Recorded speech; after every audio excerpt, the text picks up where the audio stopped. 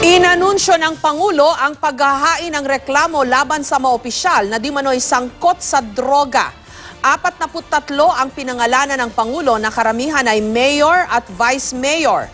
Pero sa press release ng Department of the Interior and Local Government, 46 lahat ang mga nasa narco list. Kasama sa listahan ng mga dati na ring napabilang sa nauna ng listahan ni Pangulong Duterte na sangkot di mano sa iligal na droga. Kabilang dito si Iloilo City Mayor Jed Mabilog na na-dismiss sa serbisyo noong 2017 ng Ombudsman kaugnay ng hindi raw maipaliwanag na yaman. Dati nang itinanggi ni Mabilog ang aligasyon. Muli ring nabanggit ng Pangulo si Daan Bantayan Cebu Mayor Vicente Loot pero itinanggi na niya ito noon.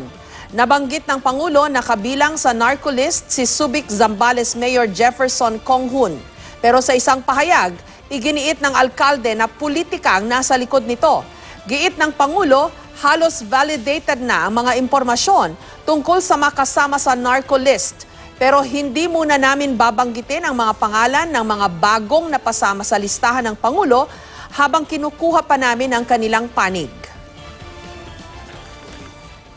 The Department of Interior and Local Government has filed administrative cases against them local officials today, March 14, 2019, at the Office of the Ombudsman.